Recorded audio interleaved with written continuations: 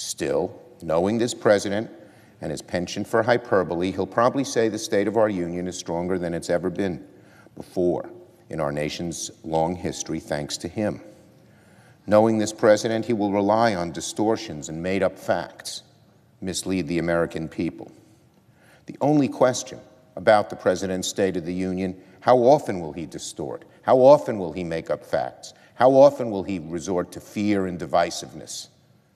And if past States of the Union are prologue, far too many times will he do that. Knowing this president, he'll then make some bold new promises and not even make an attempt to fulfill them. The man has so little integrity that a promise that he makes at the State of the Union means nothing the next morning. The list of broken or empty promises is long. The gap between the president's rhetoric in the State of the Union and reality is cavernous.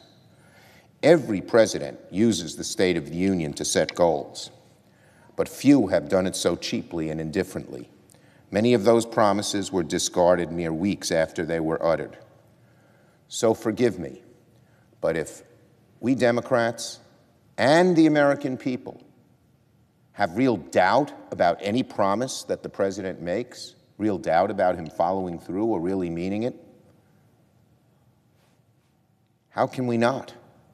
Perhaps even more empty than his policy promises are President Trump's calls for unity each year. It seems every year the president wakes up and discovers the desire for unity on the morning of the State of the Union. Then the president spends the other 364 days of the year dividing us and sowing a state of disunion.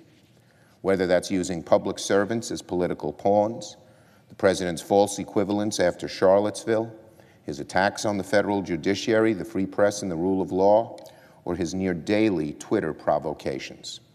The blatant hypocrisy of this president calling for unity is that he is one of the chief reasons Americans feel so divided now. It's logical to believe, based on his past speeches, that the president's speech will ignore the reality of his administration, the reality of our economy, the reality of our world, and instead weave a web of fiction. If past speeches are an indication, the president will be in his own bubble. Democrats are not focused on the president's rhetoric.